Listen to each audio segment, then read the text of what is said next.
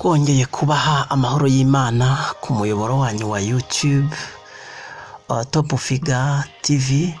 By'ukuri niba ari ubwa mbere ugeze kuri Top Figure TV, reka tugusabe ukore subscribe kugira ngo amakuru yacu cyangwa se documentaire zacu dukora hano kuri Top Figure TV zigende zikugeraho.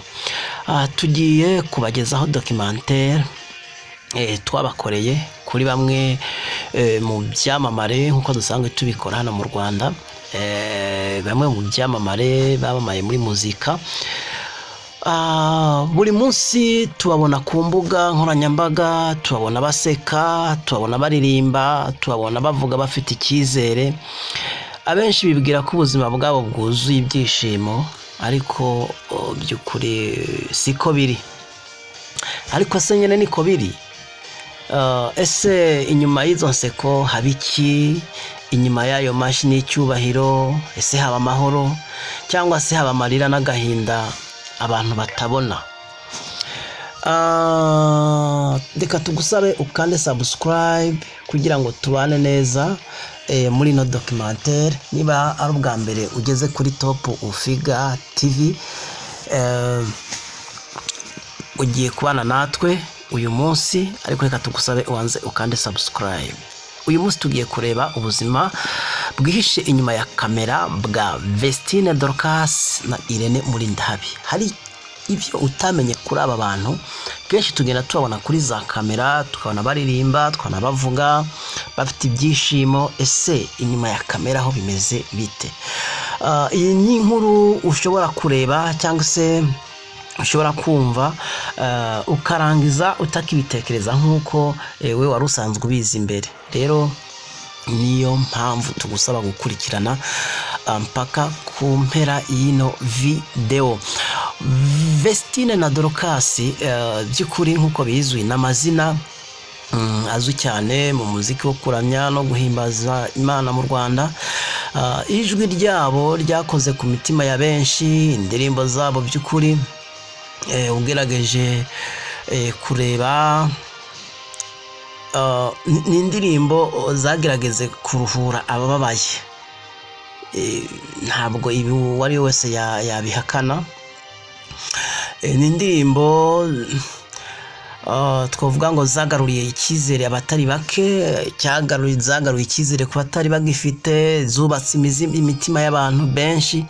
Ariko hari ukuri abantu benshi batigeze bamenya muri ibi bintu. Abantu bababona ku rubyiniro bambaye neza, baririmba neza, ariko by'ukuri ntibigera babona urugendo uko batangiye urugendo, uko urugendo rwatangiye ntabwo abantu bigera babibona. Hari ibintu rero abantu benshi batigera baha agaciro ku buzima bw'aba bakobwa cyangwa se ku buzima bw'aba bantu. Cyane cyane hari amasaha menshi bakoresha mu myitozo, kandi iyo bakora iyo myitozo hari umunaniro bahura nabyo, bigatuma batagira ibitotsi. Kubera iki? Kubw'umwitwarariko w'imirimo ya misi yose bakora. Bakama bahangayitse, mbega iki kiragenda gute, ibi turabikora gute? Rero by'ukuri buriya kuba icyamamare si uguseka buri munsi. Aka kantu kumve neza, kuba icyamamare ntabwo ari uguseka buri munsi. Hari igihe umuntu ashobora guseka imbere y'abantu, ariko mu umutima wuzuye ibikomere, mu mutima we hatameze neza. Rero kuri Vestine na Dorcas kenshi baba baririmba indirimbo z'Imana. Izo ndirimbo z'Imana rero zigatuma abantu benshi babafata nk'abatagomba gukora ikosa. Abantu benshi babafata nk'abatagatifu. Mbese muri izo ndirimbo baririmba abantu benshi bakagira ukundi kuntu bafata. Ariko ijambo rimwe rito gusa kuri bo bashobora kuvuga rishobora guhindura inkuru nini, rishobora guhindura teme y'ibyo basanzwe bakora. Ibyo rero ibyo bigatuma umutwaro uba munini ku mutima wabo, bigatuma baguma bitwararitse nk'uko ikindi cyamamare cyose cyakwitwararika.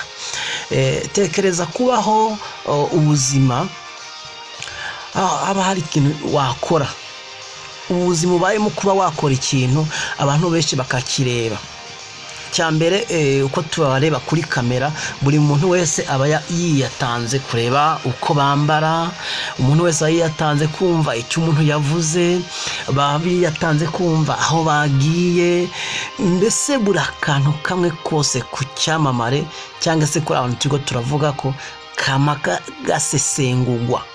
Yaba uko ahagaze barabisesengura, yaba uko yaseka bakabisesengura, yaba uko yarebye uwo munsi bakabisesengura, mbese bakanasesengura, agasesengura position ye y'uwo munsi.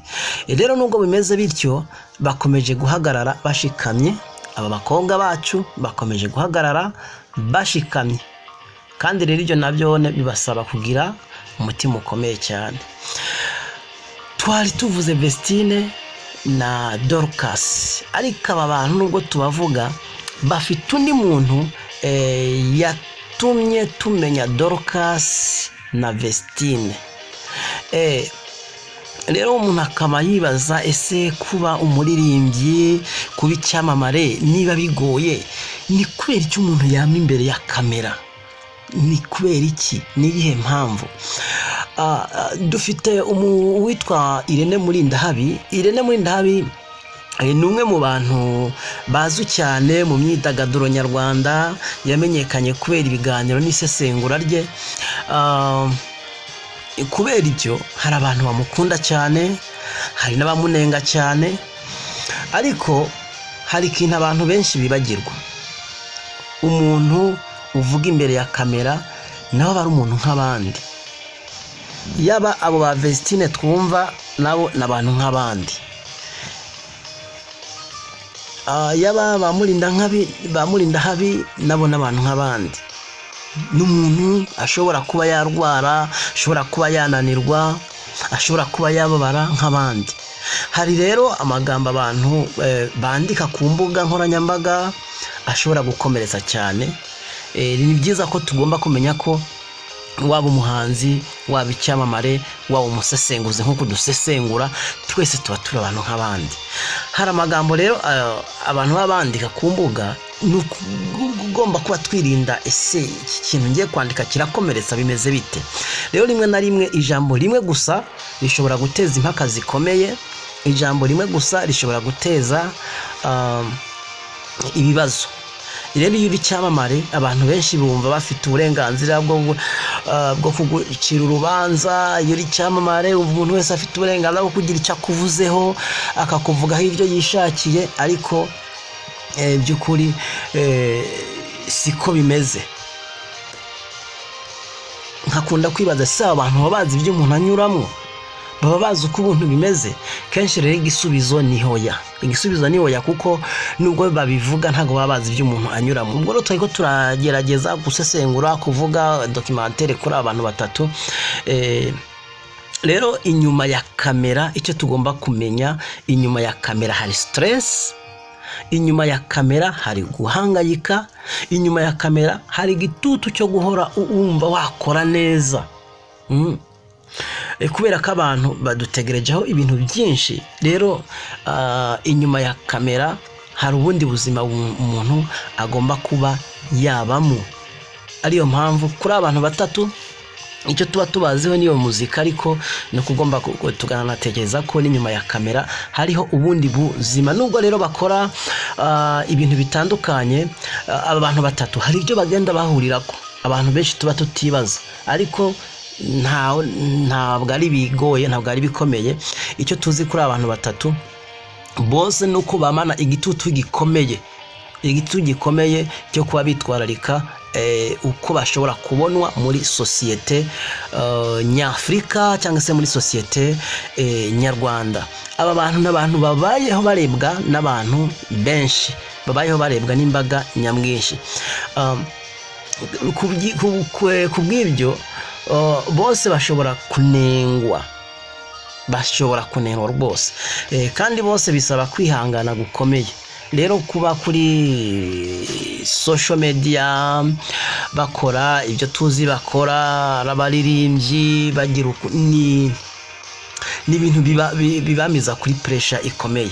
Rero kuri abo bantu twege turabona ushobora kuba kubera uburi cyamamare urakomerwa amashi, wabona amafaranga, wabona icyubahiro, ariko ibyo byose mvuze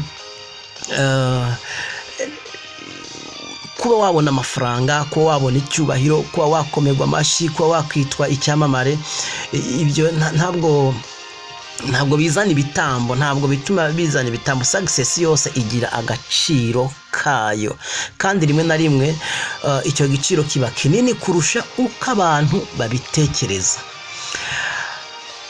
Rero akenshi tubona ibyo hanze gusa, tubona inseko ariko ntitubona amarira, tubona intsinzi ariko ntitubona urugamba, tubona icyubahiro ariko ntitubona ibikomere byo mu mutima umuntu aba afite. Niyo mpamvu mbere yo gucira urubanza umuntu uzwi, dukwiye kwibuka ko hari byinshi tuba tutazi. Rero inyuma ya kamera haba hari inkuru nyinshi, inyuma ya kamera haba hari ubundi buzima, inyuma ya kamera haba hari ukundi kuri tudashobora kubona twebwe. Rero kuri aba bantu batatu by'ukuri navuga ngo niba iyi nkuru yagukoze ku mutima, shyigikira iyi gahunda yacu, tanga igitekerezo cyangwa se hasi kanda kuri like, subscribe. Ikintu ngiye kukwisabira kiravuga ngo tubwire ninde wifuza ko ubutaha twazakoraho iyindi nkuru nk'iyi, ninde yifuza ko ubutaha twazakubwira ubuzima bwe, ninde yifuza ko ubutaha twazagira icyo tumukozeho. Duhurire muri commentaire, ukore subscribe, ukore na share. Tuzi neza ko kuri Top Figure TV mudukunda, tuzi neza kandi ko mudukurikirana. Niyo mpamvu tukubwira ngo urashaka tukubwire kurinde, urashaka dukore kurinde, urashaka dukore gute, nicyo na twahindura kuri Top Figure TV, niki ubona twa